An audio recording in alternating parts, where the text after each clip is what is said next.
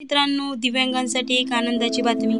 महाराष्ट्र राज्य दिव्यांग वित्त विकास महामंडळाच्या माध्यमातून दिव्यांग व्यक्तींना निरंतर सेवेसाठी दिव्यांग व्यक्तींना स्वावलंबी करण्याच्या दृष्टीने हरित ऊर्जेवर चालणाऱ्या पर्यावरणस्नेही फिरत्या वाहनावरील दुकान mobile shop on E vehicle मार्फत उपलब्ध करून देण्याबाबत योजनेची अंमलबजावणी दिनांक 3/12/2023 पासून ते दिनांक 4/1/2024 सकाळी 10 वाजेपर्यंत अर्जदार नोंदणीसाठी ऑनलाईन अर्ज उपलब्ध आहेत. योजनेच्या अटी व सवलती.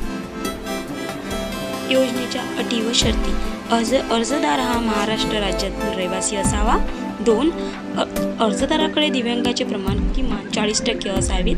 तसेच जिल्हा न्यायालय चिकित्सक समक्ष प्राधिकारी यांना प्रमाणित केलेले प्रमाणपत्र धारक असावा.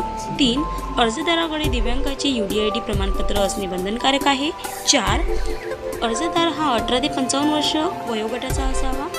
5. मतिमंद अर्जदाराच्या बाबतीत त्यांचे कायदेशीर पालक अर्ज करण्याचा सक्षम असतील. 6.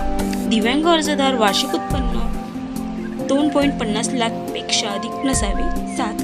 लाभार्थी निवड करण्यात जास्तीत जास्त दिव्यांग असलेल्या प्रथम प्राधान्य दिले जाईल. यामुळे निवडीचा क्रम हा अति तीव्र दिव्यांगत्व ते कमी दिव्यांगत्व क्रमांक 8 अति तीव्र दिव्यांगत्व असणाऱ्या दिव्यांग व्यक्तीस वाहन चालवण्याचा परवाना नकारला असल्यास अशा परिस्थितीत देखील परवानाधारक नसलेल्या अति तीव्र दिव्यांग व्यक्तींना बाबतीची सोबतचा ई-कॉर्ट सहाय्याने फिरता मोबाईल व्यवसाय करण्याचा प्राधान्य दिले जाईल.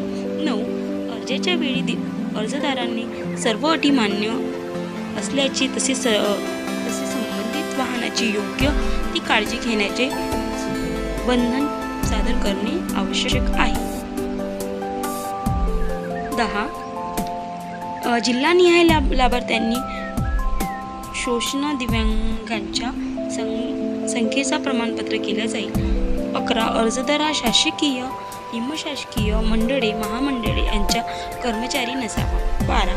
या योजनेसाठी अर्ज करणारा अर्जदार हा दिव्यांग वित्त व विकास महामंडळाचा कर्जदार असेल तर तो बाकी नसावा. 13. राज्यातील इतर कोणत्याही योजनेअंतर्गत मोफत ई व्हेइकल प्राप्त झालेले दिव्यांग लाभार्थी सदर योजनेअंतर्गत लाभ घेण्यास अपात्र ठरवण्यात येईल. महाराष्ट्र शासनाचा एकच ध्यास दिव्यांगांचा सर्वांगीण विकास.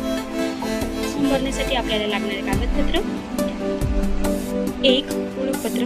2. अर्जदाराचा फोटो. 3. अर्जदाराची सही. 4. जातीचा दाखला. 5. आदिवासी प्रमाणपत्र. 6. UDID प्रमाणपत्र. 7. अर्जदाराचे प्रतिज्ञापत्र. 8. बँक पासबुकचे पहिले पान इत्यादी. धन्यवाद.